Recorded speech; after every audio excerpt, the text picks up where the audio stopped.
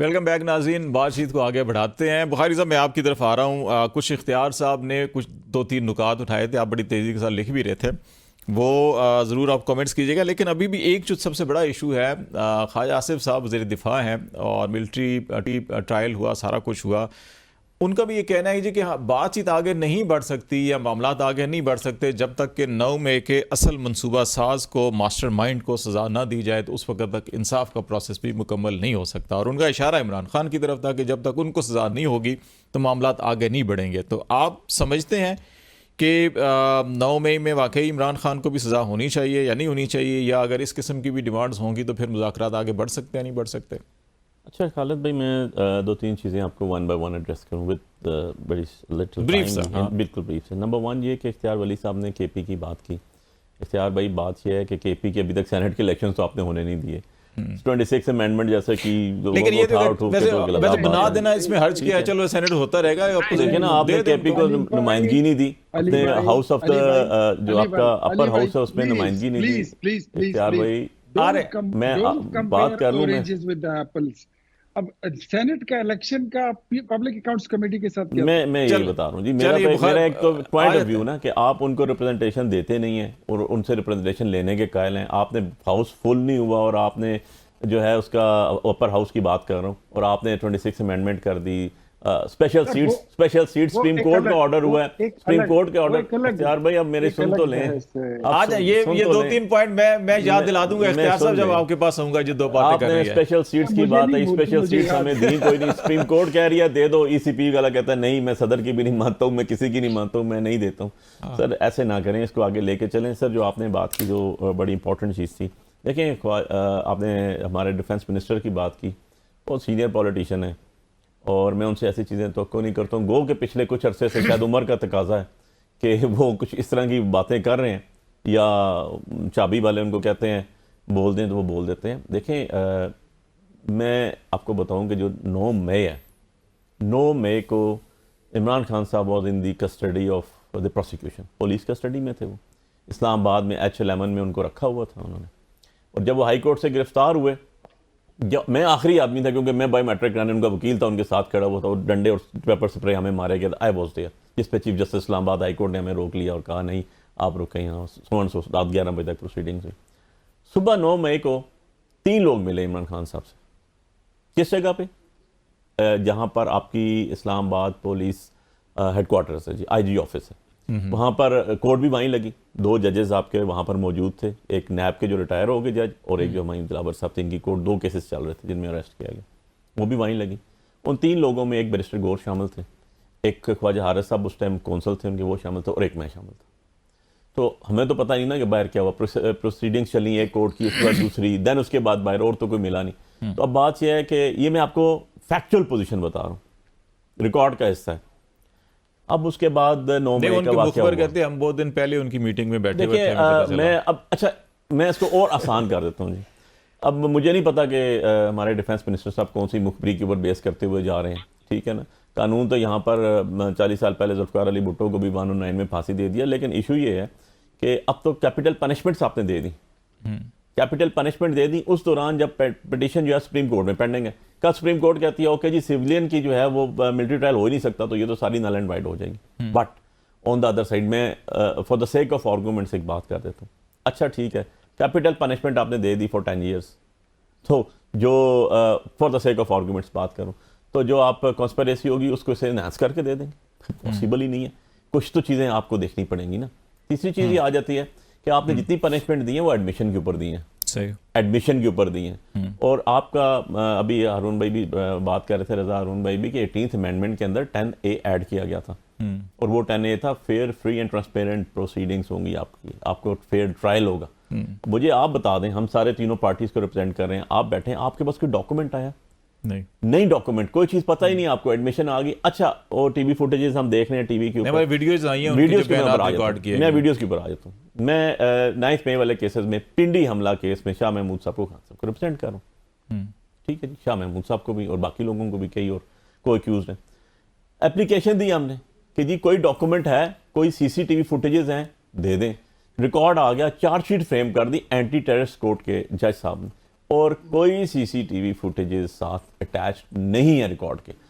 اب دوسری چیز کلیئر ہو گئی یہاں تک کہ جتنی بھی انسٹالیشنز جو بھی بتائی گئی, گملے ٹوٹے جو کچھ بھی ہو واٹس ایور اٹ از, میں اس کی ڈبیٹ بھی نہیں جا رہا ہوں. جو بھی ایلیگیشن تھا جس جگہ پہ تھا سب کی سی سی ٹی وی فوٹیج تھی, اور میں موجود تھا جیل ٹرائل میں. خان صاحب نے جب پبلکلی کہا کہ جی میری پارٹی کا کوئی بندہ ہوگا میں اس کو ڈس آن کر دوں گا, دو تو صحیح نا C C T V footages, that was جو جرنلسٹ انہوں نے ایڈریس کیا تھا. اب ہمیں وہاں ریکارڈ کوئی نہیں دے گا. اب خالد بھائی بڑی انٹرسٹنگ بات یہ ہے, پک اینڈ چوز نہیں ہو سکتا. Every one is equal before the law. Constitution جیسا تیسا بھی ہمارا کانسٹیٹیوشن ہے, ہم نے اس کو فالو کرنا ہے اور اوریجنل لیٹر اینڈ اسپرٹ میں, کیونکہ میری بڑی زیادہ ڈیپ آبزرویشنز ہیں اس کے اوپر, اور اپنا وہ ہے جو بلاول صاحب نے کیا اس کے ساتھ 26 امینڈمنٹ میں. But even and otherwise pick and choose نہیں ہو سکتا. Anti terrorist court is a special court.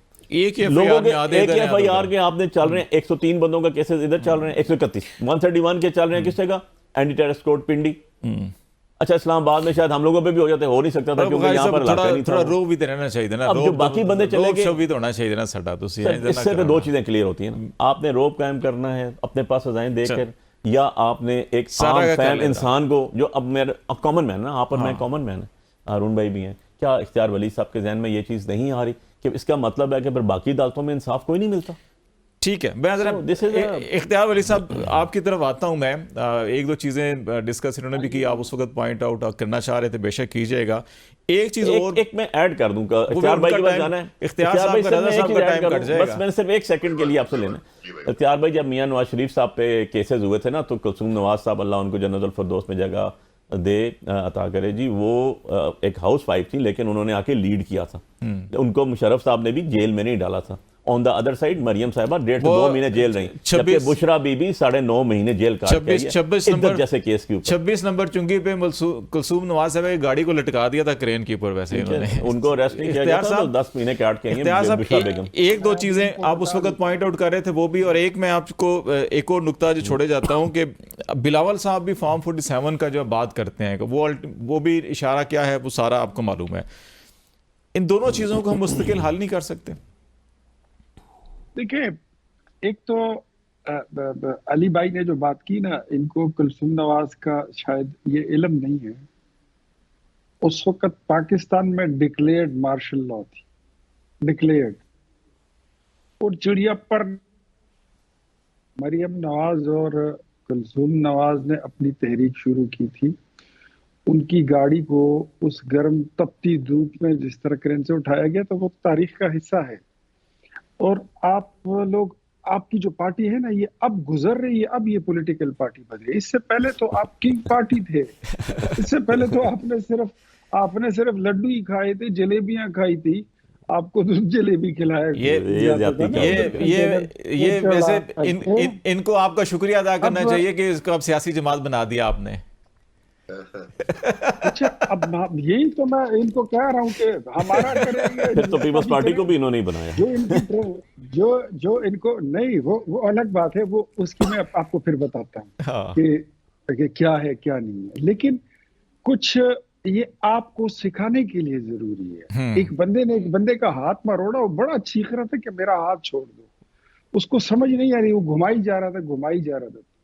تو جو بندہ ہوا تھا اس نے ہمت کی اور گھوم گیا اور اس نے اس کا دوسرا ہاتھ مروڑ دیا. تو تب اس کو سمجھ آئی کہ بازو جب مڑتا ہے یا کوئی مروڑتا ہے تو درد کیسے ہوتا ہے. آپ لوگوں کو اپنی زور کا تو پتہ تھا نہیں کہ کس طریقے سے آپ نے پیپلز پارٹی کو تن کے رکھا ہوا تھا, مسلم لیگ نون کو تن کے رکھا ہوا تھا.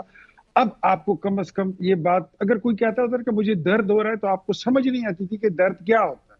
اب آپ کو سمجھ آ گئی ہے. ہمیں اس کی کوئی خوشی نہیں ہے, لیکن ایٹ لیسٹ آپ کو یہ جو اویئرنیس آپ کی پیدا ہو رہی ہے, یہ بھی اچھی بات ہے. دیکھیں, بلاول صاحب نے جو بات کی ہے نا, آپ خالد جمیل صاحب, آپ پتہ نہیں آپ کس کانٹیسٹ میں لیتے ہیں, رضا ہارون صاحب اس کو ڈسکرائب کر دیں گے, لیکن میں نے جہاں تک ان کی سپیچ سنی تھی, کل میں نے دیکھی تھی, وہ کہہ رہے تھے کہ نہ ہم سلیکٹڈ ہیں اور نہ ہم فارم 47 والے. ہم مینز وہ اپنا اور مسلم لیگ نون کا کہہ رہے ہیں, اور وہ ان کا نشانہ جو تھا وہ عمران خان تھا اور پی ٹی آئی تھا, وہ ان کو کہہ رہے تھے. ٹھیک ہے بھائی, ہم تو فارم 45 والے ہیں. ہاں یار علی بھائی, پرسوں میرے ساتھ تیمور بیٹھا ہوا تھا بول ٹی وی پر غالباً, تو وہاں پہ میں نے ان سے پوچھا, میں کہا آپ تو الیکشن ہار گئے ہیں, بتائیے نا खैबर पख्तूनख्वा में कौन सी हुकूमत है, ठीक हो गया, 45 वाली है, 47 वाली है। यकीन करें कि उनके पास इस बात का जवाब नहीं। जवाब मैं दूंगा ना, मैं तो बाहर बैठा हूं ना इस्लामाबाद से। आखिर लास्ट मिनट रह गया। रजा साहब कहेंगे जी ये पाकिस्तान में बैठों को टाइम दे दिया, मैं बाहर था, मुझे बाहर ही कर दिया प्रोग्राम से। रजा साहब ये चंद सेकंड लेता हूँ, चंद सेकंड, फिर आप जरूर देखिए। आप अपने आप को बिल्कुल डिसएसोसिएट नहीं कर सकते 9 मई से, क्योंकि आपके लीडर ने पहले ऐलान किया था कि मुझे गिरफ्तार करोगे तो फिर तुम्हें भुगतना पड़ेगा। और 26 नवंबर से आप खुद को डिसएसोसिएट नहीं कर सकते। पेशावर से जब बुशरा बीबी चल रही थी तो इन शहादतों से पहले उसने नारा लगाया था कि अल जिहाद। इमरान खान ने कहा था कि रजा साहब लास्ट मिनट है, ये 47 की तशरीह कर दे जरा। इख्तियार साहब कह रहे हैं वो हम दोनों की बात कर रहे हैं। सर 47 की तशरीह आरटीएस है। ये मैंने कहा ना कि हमारा एक एनवायरनमेंट, हमारी एक तारीख है। हम अचानक आते हैं, हम अचानक जब हम पे मसला आता है तो हम इख्तियार भाई जैसे कह रहे हैं ठीक। अब अली भाई को देखे ना कि आप अगर माजी में देखें जो पार्टियों के साथ जुल्म हुआ है, वो एमकेएम हो, पाकिस्तान पीपल्स पार्टी हो, मुस्लिम लीग नवाज हो, या एएनपी हो, या दीगर जमातें हो, जिस तरह के रियासती उस जमाने के रियासती ऑपरेशंस का सामना करके या मिलिट्री अदवार का सामना करके, मार्शल लॉ दौर का सामना करके जमातें सरवाइव करके आ गए। ये कुछ तो सरवाइव नहीं कर पाई, कुछ सरवाइव कर पाई, लीडरान खड़े हो गए। उसका मैं समझता हूँ कि अभी उसका तहरीक इंसाफ, इख्तियार भाई सही कह रहे हैं, ये बड़े खुशकिस्मत है और अच्छी बात है। ये अच्छी बात है कि खुशकिस्मत है। अब इनको ये समझना चाहिए, इस बात को समझना चाहिए कि मकबूलियत मेरे भाई किसी की भी दायमी नहीं है। सही।